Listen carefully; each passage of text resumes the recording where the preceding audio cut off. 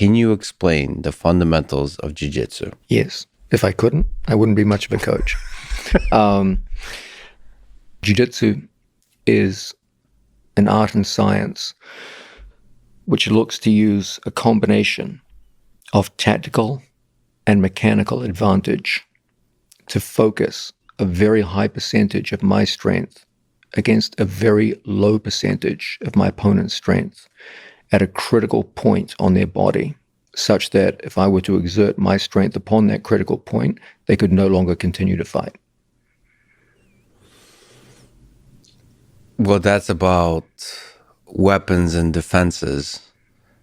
But then, is there something more to be said about the set of tools that we're talking about? That's where the art comes in, because ultimately you have a set of choices, and those choices that you make will be an act of self-expression on your part. Some will prefer this, some will prefer that. That's where you come in as an individual. That's an overall definition of Jiu-Jitsu, of being a set of choices that where you're using the things you're powerful in versus the things your opponent is weak in. No, I was only talking about percentages of body strength. If I have, for example, let's say we have two athletes, athlete A and athlete B. Athlete A has 100 units of strength, however we define that overall. Athlete B has 50. Okay, so ostensibly, athlete A is twice as strong as athlete B. But athlete B can maneuver his body into a set of positions focused around a critical point of his opponent's body, where he can apply 40 units of strength out of his total of 50. His opponent can only defend with 20 units of strength out of his total of 100. You have now completely reversed the strength discrepancy. Originally, athlete A was twice as strong as B. Now, on that one localized point, the knee, the elbow, the neck, B is now twice as strong as A. Under those circumstances, B should win. I guess what I'm trying to get at, by the way, that's really beautifully said, is what you just said could be applied to other games, other battles. It could be applied to the game of chess. It could be applied to war.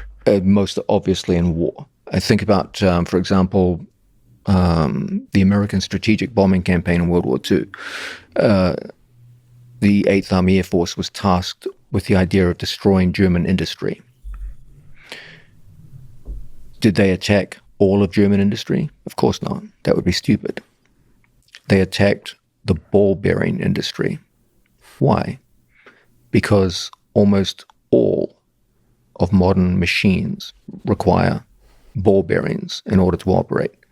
In order for the mechanical interfaces of machines to operate, you have to reduce friction. It's done through ball bearings. If you knocked out one tiny component of German industry, the ball bearing industry, the rest of it couldn't operate. So too with the human body. I didn't have to fight your whole body. I just have to fight your left knee. If I can break your left knee, the rest of your body is irrelevant to me. But then isn't the art of jiu-jitsu discovering the left knee, discovering the weak points? Yeah, a huge part of jiu-jitsu is understanding the strengths and weaknesses of the human body. There's parts of the human body that are shockingly robust, and there are other parts that are shockingly vulnerable. The major joints, and of course the most vulnerable of all, the unprotected neck.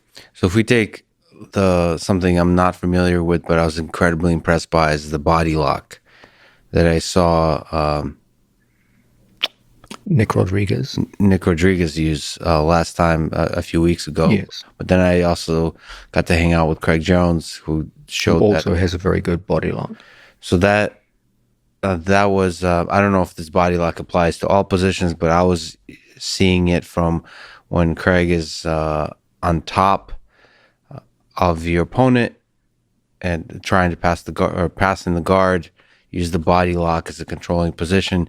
The principle behind it is that it shuts down, as you've spoken about, it shuts down the weapons of a very strong opponent. That's absolutely correct. In the case of guard position, what makes guard position dangerous, what makes someone a powerful guard player, is the movement of their hips, forward and backward and side to side. Body locking is designed to shut down that movement and does a very fine job of it. You'll see all of my students excel at it. Gordon Ryan is probably the single best body lock guard passer I've ever seen. Nicky Ryan is outstanding with it. Nick Rodriguez is very good. Craig Jones is outstanding. All of my students use this for a very simple reason. Understand what is the central problem of shutting down a dangerous guard player. It's his hips. That's what makes him a dangerous leg locker. You go up against a dangerous leg locker, body lock guard pass, single best way to shut down most of his entries. We're all strong in leg locks. So in our gym, you got to control the hips as soon as possible. Otherwise, it's going to be a very difficult thing to avoid leg entanglements as you go to pass.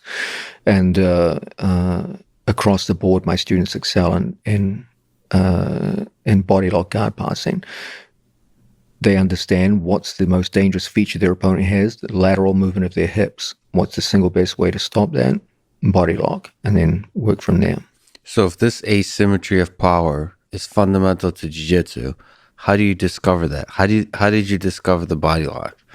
That as one of many methodologies of achieving this asymmetry. It would be an overstatement to say we discovered the body lock. Right. Body lock passing has been around longer than we've been around. But what I would say is that in a room full of dangerous leg lockers, you've got to have a way to shut down the hips. And so once we started using body locks, we saw that was one excellent way to get around that problem. As with all development, it comes from trial and error. You will often see people teach the technique to a certain level, and you see the teaching, you're like, there's a lot of inadequacies there, and that doesn't cover a lot of the problems that we're encountering. And so trial and error is the single most important part of the development. Trial and error in the training room amongst ourselves. In hard training, or no, it never begins with hard training. Or everything. Techniques are born the same way we're born, weak and in need of nutrition. You have to like this. build them up organically like children. Yes. And you start with minimal resistance and you make progress over time.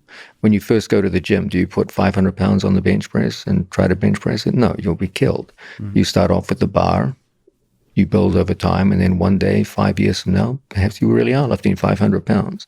But only a fool would attempt that on their first attempt. And they're born like children in your mind first? Like there's a spark of an idea? Yes, there's always a spark. It's like scientific development on a subject matter which is intrinsically simpler.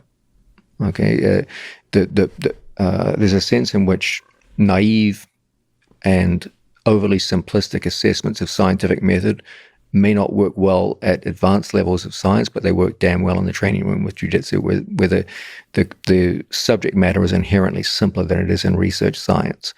And as a result, there'll be a spark. You'll see something like, there's possibilities there. Okay, let's puzzle this out. Let's work with this. And you run into a lot of failures. You suddenly think, oh man, if I put my hip this way, this works really well. Then suddenly you try and spar and you get caught in a simple omoplata. And you're like, okay, that didn't work as well as I thought. And then you look to rectify things. If things go in promising research directions, you keep them. If not, you discard them.